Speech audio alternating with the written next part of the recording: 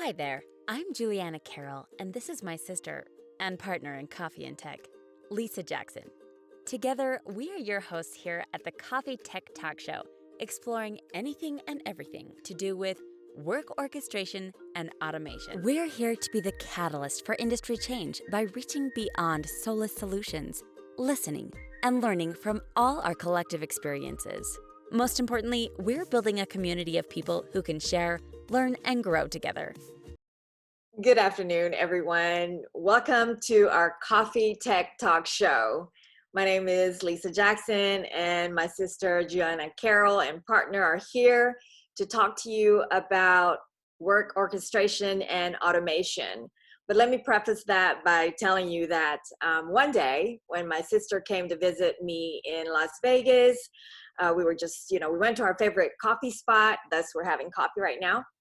We were talking about work and realized that we share the same problems, even though we're in two different industries. So we decided to start a series, Coffee Tech Talk Show, discussing real problems for everyday work people. And our mission is really to share work and experiences and build a diverse community of experts. So Coffee Tech Talk is the platform where the community can submit ideas for discussion and problems to explore in details. So with that said, I think it's important that you guys get to know who we are, what we do, and why we're talking about orchestration and automation. But I'm going to start with my sister Jay, who is the technology expert.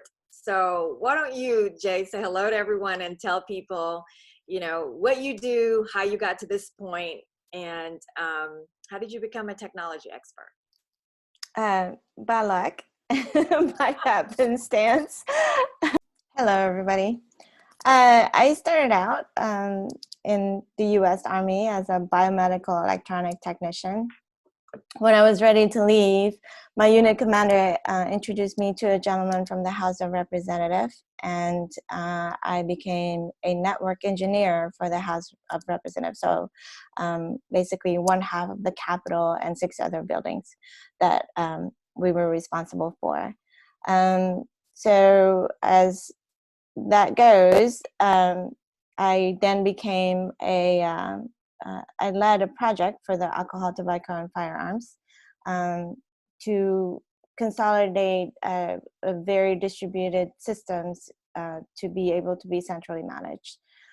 From there, I was recruited by someone from New York City. At the time, I was in Washington, D.C., and I was in a seminar in Florida.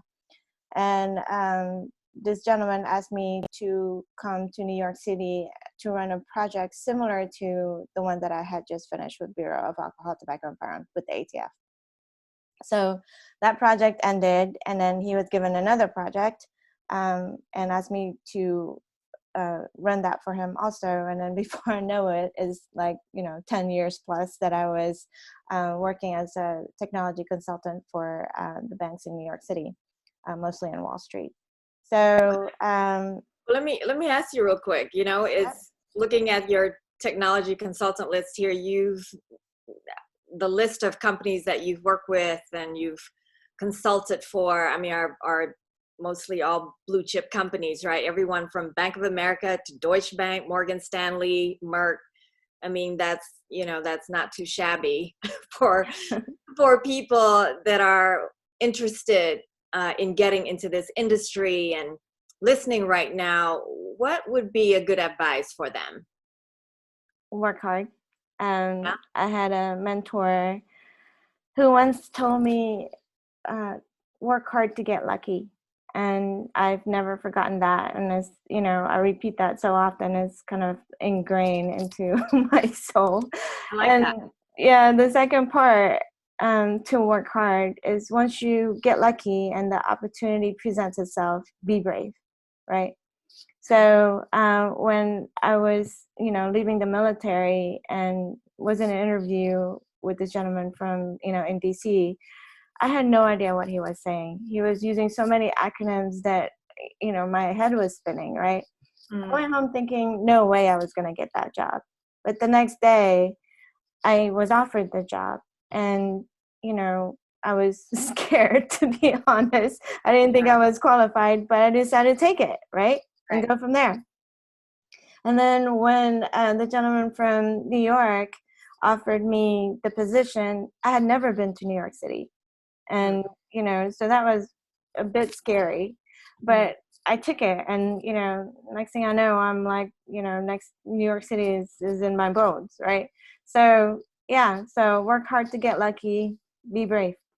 Well, that sounds pretty amazing. And I'm sure with what you do, you have a lot of, serious thinking that you have to do all day long, a lot of computer work. What do you do for fun? Like, what do you do during your downtime? What are your hobbies and things like that? My family and friends and anything that they're into. So when my kids were into Taekwondo, I joined them at Taekwondo. I actually got my Bochadan belt, which is one below the black belt. My husband likes to golf, so I golfed. I saw my neighbor water her plants on the backyard one day, so I decided to garden.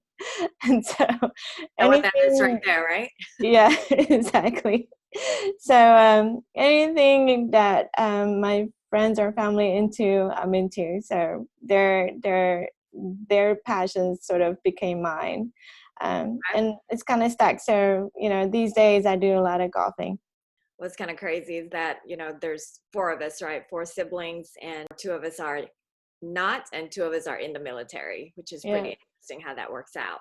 Yeah. So now that we got to know you a little bit better, I guess it's time to talk about myself, right?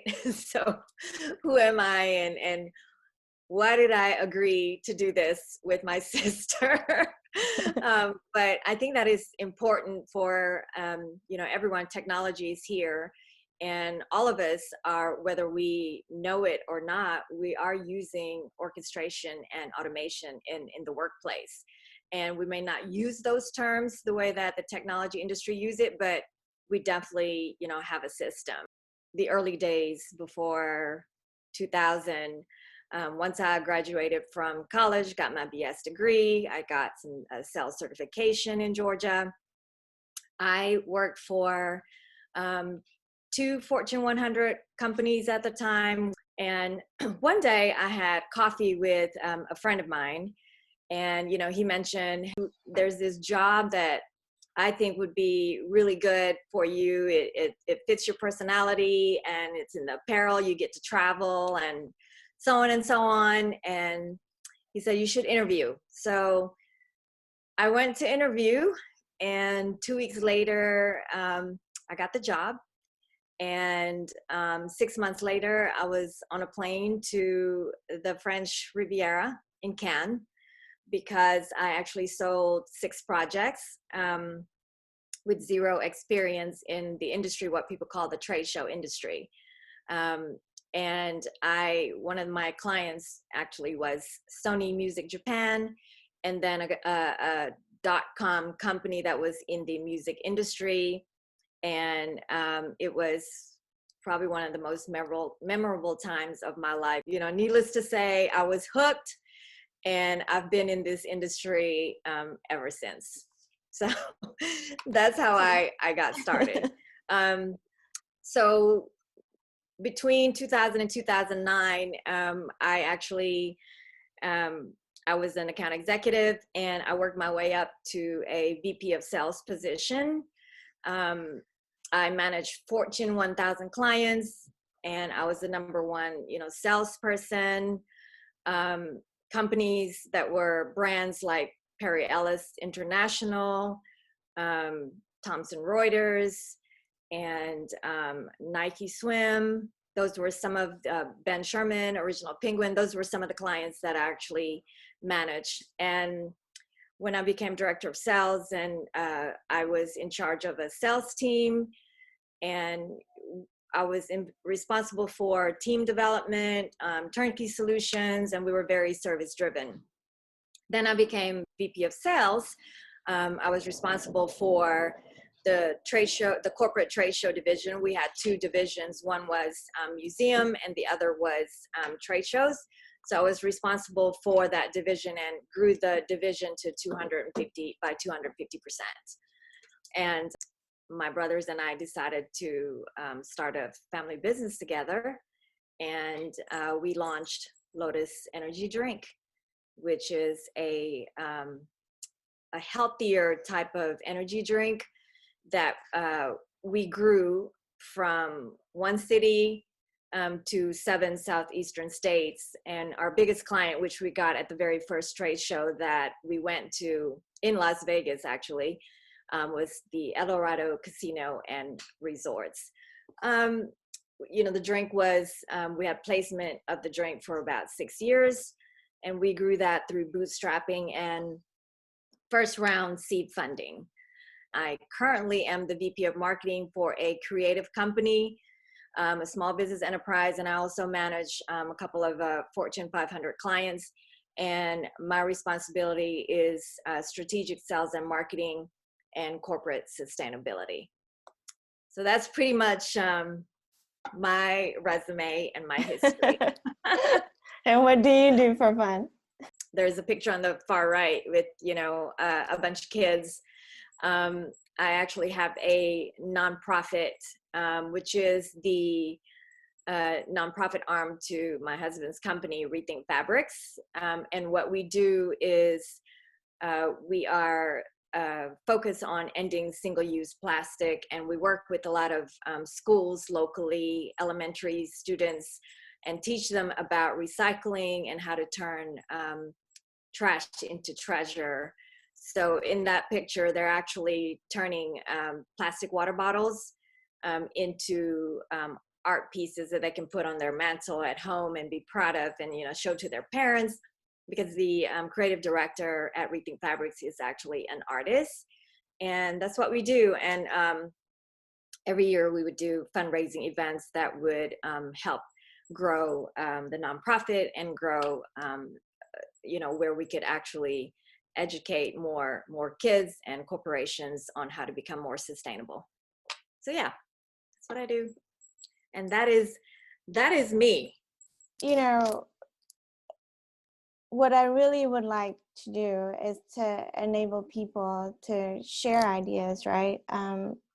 Growing up in, you know, quote unquote, in my career, it would have been really lovely to have a network of people. So when I'm brainstorming or I'm stuck or I'm mulling a problem, you know, we can have a network and we can call each other and we can say, hey, you know, have you run into this before?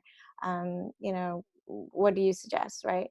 Stuff like that. So enterprise orchestration and automation is anything and everything from ordering a cup of coffee to taking money out of the ATM to, you know, getting a loan in a bank. So it is everything in everything that we do.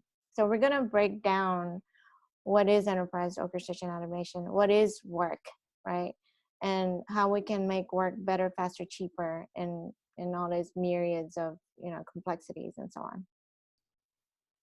So now that you all know a little bit more about who we are and what we've done, and, you know, we would really love it if you would join us next week, you know, come back to us as we break down orchestration and automation, how we should avoid.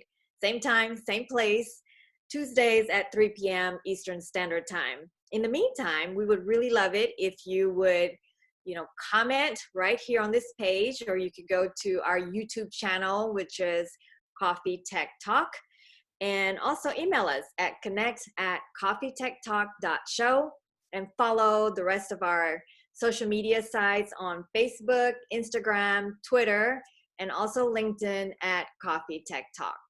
So until then, Jay, anything else you want to say before we sign off until next week? Until next time. See you. Until next time. See you guys. Bye.